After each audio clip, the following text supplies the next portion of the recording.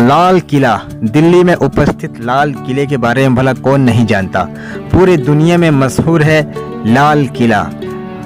पूरे दुनिया से लोग आते हैं इसे देखने के लिए। तो चलिए मैं आपको लेके चलता हूं आज दिल्ली के लाल किले के बारे में और उसके कुछ तथ्य आपको बताऊंगा।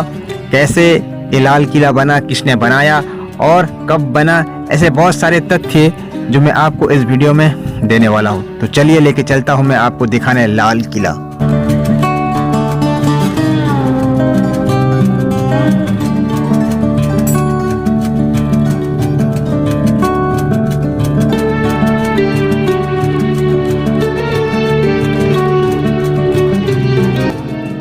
लाल किले को 5वें मुगल बादशाह शाहजहां द्वारा 1639 में अपनी राजधानी शाहजहांबाद के महल के रूप में बनाया था। इस किले को लाल बलुआ पत्थर से बनाया गया है, इसलिए इसे नाम रखा गया है लाल किला।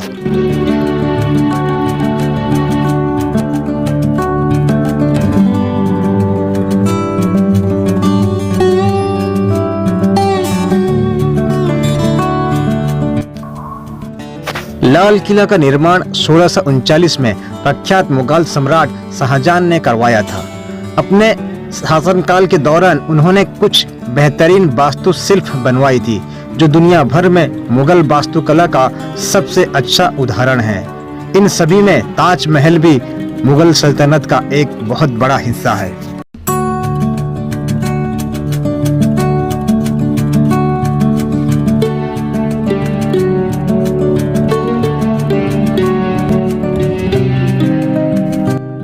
एक जमाना ऐसा था, यहाँ पर छता बाजार लगा करती थी और हर शहर से कोने कोने से यहाँ लोग आकर अपने दुकानें लगाया करते थे। और आज भी इस जगह में दुकान लगी हुई है और सारे देश विदेश से लोग आकर इसे देखा करते हैं और सामान भी खरीदते रहते हैं।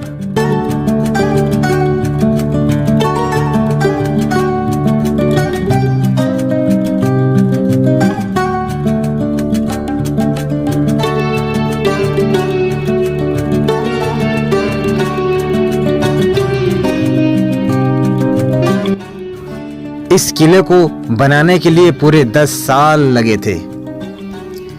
इस किले के मुख्य वास्तुकार उस्ताद अहमद और उस्ताद हमीद थे।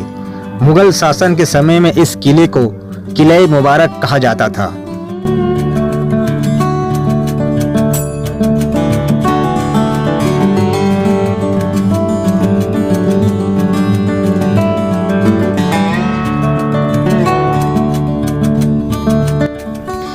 ये किला यमुना नदी के किनारे स्थित है। इसे बाहरी हमलों से बचने के लिए इसका चारों ओर एक विशाल दीवार बनाई गई थी। इसके दीवार का निर्माण लाल पत्थर से हुआ है, जिसके चलते इसे लाल किला कहा जाता है।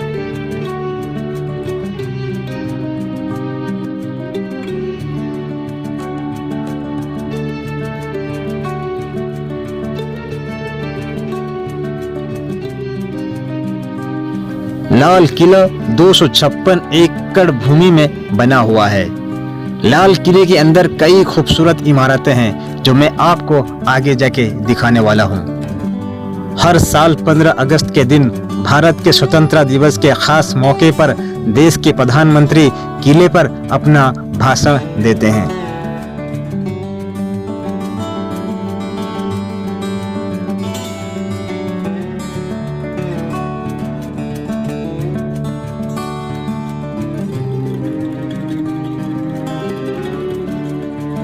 लाहौरी गेट से निकलते ही नजर पड़ती है नक्कार खाना 2 मंजिले इमारतों पर। इस नक्कार खाना के दरवाजे से किसी को भी इजाजत नहीं थी सवारी पर बैठकर जाने की, सिवाय शाही खानदान के कुछ लोगों को छोड़कर।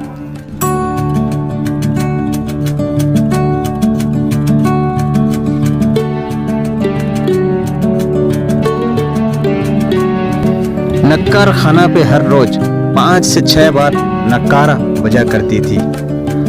जब बादशाह के जन्मदिन मनाया जाता था तो इस नक्कार खाना में पूरे दिन नक्कारा बजा करती थी। इस नक्कार खाने की चौड़ाई 70 फुट और ऊंचाई 46 फुट है। इसके चारों कोनों पर बुर्जियां हैं। इसी नक्कार खाने में मुगल बादशाह जहादा सूरी और फारूक शेरी को कत्ल कर दिया गया था।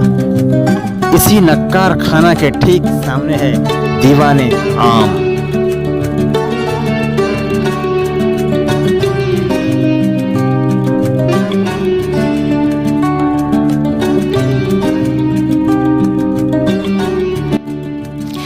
ये दीवाने आम का तख्त है जहां शाहजहां बादशाह बैठकर आम लोगों की शिकायतें सुना करते थे।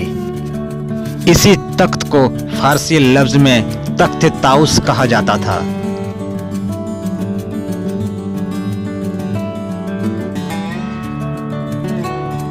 तख्त ताउस की कीमत उस जमाने में 100 करोड़ से भी ज्यादा होती थी। इसी तख्त ताउस के ऊपर एक हीरा लगा हुआ था जिसकी कीमत कई करोड़ से भी ज्यादा थी। जब ईरान का बादशाह नादिर शाह दिल्ली को लूटने के इरादे से दिल्ली पर आक्रमण किया और इस तख्त ताउस को लूट कर ले गया। कहा जाता है कि अभी भी वो हीरा तेहरान में मौजूद है। इसी तख्त के दाईं ओर एक छोटा सा कमरा है जहां मुजरिमों को रखा जाता है।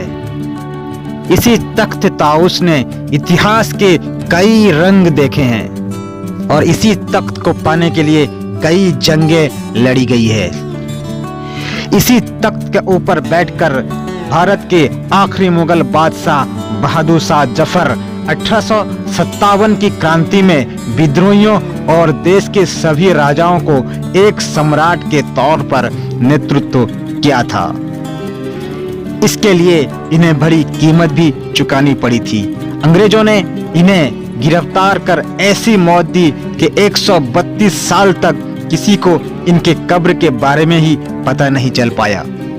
आज भी ये तख्त उस सभी बातों का गवाह है।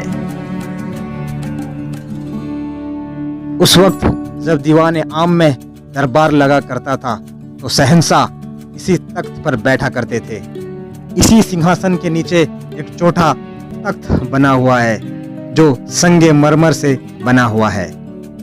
इसी छोटे तख्त पर खड़े होकर वजीर बादशाह को निवेदन करते थे या कोई अर्जी पेश किया करते थे। इसी दीवाने आम में जब कभी खास दरबार लगा करती थी तो तभी तख्त ताउस को लाया जाता था जिस पर बादशाह बैठा करते थे। इसी दीवाने आम के बगल में है दीवाने खास, हमाम, मोती मस्जिद और शहंशाह के निजी मकान हुआ करते थे। यहीं से जनान खाना और रंग महल को रास्ता गया है। कहा जाता है कि इसी के उत्तर के ओर एक हयात बख्श बाग नाम का एक बगीचा था जो अब नहीं रहा। दीवाने खास के बीचों बीच एक नहर बहती है। दीवाने खास की दीवारें संगे मरमर से बनी हुई है। जमाने में इसकी छत पूरे तांबे से भरती हुआ करता था लेकिन वो अब नहीं रहा। दीवाने खास के ठीक बीचों बीच नहर बहती थी जिसे नहर बहिश्त कहते थे। इसी दीवाने खास पे लिखा है, अगर फिरदौस्त रुए जमी अस्त हमी अस्तो हमी अस्तो हमी अस्त। इसका मतलब है दुनिया में अगर कहीं जन्नत है तो यही है, यही है, यही है। इसी दीवाने खास में जनवरी 1858 में अंग्रेजों ने आखिरी मुगल बादशाह बहादुर शाह जफर पर झूठा मुकदमा दायर किया गया था और इसी दीवाने खास में मोहम्मद शाह से नादिर शाह मिला था और धोखे से पगड़ी बदलकर कोहिनूर हीरा हथिया लिया था। शाहजहां से लेकर अंग्रेजी हुकूमत तक न जाने कितने उतार चढ़ाव इसी लाल किले ने देखा है। इसी दीवाने खास के बगल में है शाही हमाम। इसी हमाम के अंदर नहाने के लिए एक हौज बनाया गया था जो गर्म और ठंडा पानी दोनों हुआ करते थे। कहा जाता है कि पानी को गर्म रखने के लिए उसके नीचे लकड़ी जलाया करते थे।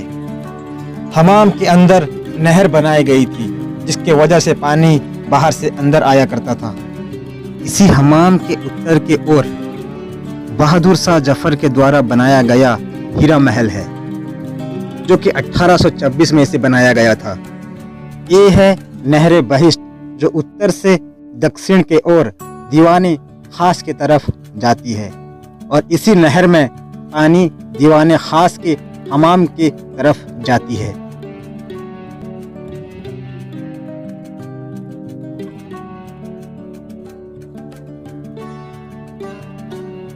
यही नहर बहस से पानी सभी ओर जाती थी। बगीचा, हीरा महल, रानी महल, दीवाने खास, हमाम, सभी की तरफ यहीं से पानी जाया करता था। ये है मोती मस्जिद, जो औरंगजेब ने इसे बनाया था। इसी मस्जिद में सिर्फ शाही खानदान के लोग ही इबादत किया करते थे। इस मस्जिद को बहुत ही खूबसूरत डिजाइन दिया गया है और पूरे संगमरमर से इसे बनाया गया है। मस्जिद के तीनों गुंबद भी संगमरमर से बने हुए हैं। ये है जफर महल। सन 1842 में बहादुर शाह जफर ने इसे बनवाया था, जो कि पूरा लाल पत्थर से ही बनाया गया है। इसी जफर महल के चारों तरफ पानी हुआ करता था। जफर महल को जाने के लिए उस पानी में एक पुल बना हुआ था। जब अंग्रेजों ने इस पर हुकूमत की, तब इस पुल को अंग्रेजों ने तोड़ डाला और उनके फौजियों के लिए इसको स्विमिंग पूल बना डाला।